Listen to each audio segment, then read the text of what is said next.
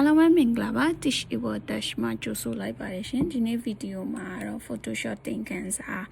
အပိုင်း40အနေနဲ့ Photoshop မှာဓာတ်တွေရေးလို့မရတဲ့ပြဿနာကိုဘယ်လိုဖြေရှင်းရမလဲဆိုတာနဲ့ပတ်သက်ပြီးတော့ပြပြီးတော့အမှာပဲဖြစ်ပါတယ်အရင်ဆုံးစာရေးပြဖို့အတွက်စာရွက်လေးတစ်ရွက်ရေးယူလိုက်ပါမယ် new file ကိုနှိပ်လိုက်မယ်ပြီးရင်ဒီထဲကနေစာရွက်လေးတစ်ရွက်ယူလိုက်မယ်ပေါ့နော် create ကိုနှိပ်လိုက်မယ်နှိပ်ပြီးသွားပြီဆိုလို့ရှိရင်စာရိုက်ဖို့အတွက် type 2လေးကိုယူမယ်ပေါ့နော်ဒီနားလေးမှာ type 2လေးရှိပါတယ်သူရဲ့ shortcut key က T ဖြစ်ပါတယ်အဲ့တော့ type 2လေးယူလိုက်မယ်ပြီးသွားရင်ဒီမှာမြန်မာ form လေးယူထားမယ်ပေါ့နော်ဒီမှာ W02 ကိုယူလိုက်မယ်ရှင်အရာတော့အမဲအောင်မဲထားလိုက်ပါမယ် okay ပြီးသွားလို့ရှိရင်ဒီနားလေးမှာကာစာလေးရှာလိုက်မယ်ရှာပြီးတော့ပမာတော့ဆိုပြီးရေးရှင်းနေပေါ့နော်အဲ့တော့တို့ဓာတ်တွေရေးလိုက်ရင်သူကဒီမှာ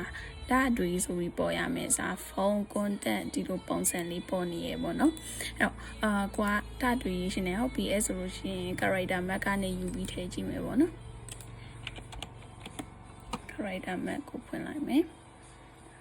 ဆိုတော့ဒီထဲမှာဓာတ်တွေလေးရှာလိုက်မယ်ပေါ့နော်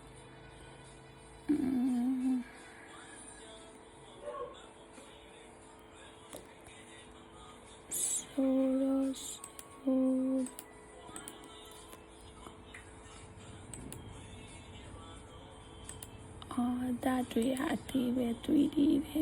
ဓာတ်တွေအကြီးပဲဒီမှာတွေ့ပြီဓာတ်တွေရှာလိုက်မယ်ပြီးရင် select လုပ်ပြီးတော့သူ copy ယူလိုက်မယ်ပြီးရင်ဒီမှာလာပြီးတော့ရှာကြည့်မယ်ပေါ့နော် control v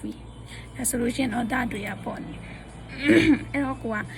keyboard ကနေဓာတ်တွေရိုက်တာတစ်ခါတည်းမပေါ်ဘဲနဲ့ character map ကနေယူပြီးထည့်ကြတော့ရနေတယ်အဲ့တော့ကိုက OBS ဆိုလို့ရှိရင် setting နေမရှိတော့ဘူးဒီတိုင်းပဲ character map ကနေယူပြီးထည့်လိုက်မယ်ဆိုရင်လည်းရတယ်ဒါမဲ့အရှိန်နေတော့ကြာမှာပေါ့နော်အဲ့တော့setting ဘယ်လိုချိန်ရမလဲဆိုလို့ရှိရင်အဲ့တော့ keyboard ကနေ shortcut key အနေနဲ့ control K ကိုနှိပ်လိုက်ရပါတယ်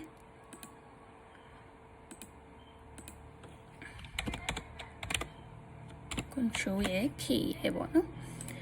shortcut key ကတော့ control K control နဲ့ K နဲ့ကိုတွဲနှိပ်လိုက်ပါဒါဆိုလို့ရှိရင်ဒီရဲ့preference box လေးကြာလာလိမ့်မယ်ပေါ့နော် shortcut key မရိုက်ရှင်တဲ့သူတွေအနေနဲ့ edit ထဲကိုသွားမယ်အောက်ဆွဲရှာမယ်ဒီအောက်ဆုံးမှာ preference ဆိုပြီးရှိရဲ့သူတစ်ချက်နှိပ်လိုက်လို့ရပါတယ်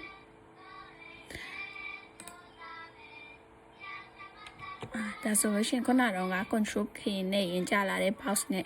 preference နဲ့ general နှိပ်ပြီးကြာလာတဲ့ box နဲ့အတူတူပဲပေါ့နော်အဲ့တော့ဘယ်ကိုသွားရမလဲဆိုလို့ရှိရင်အခုက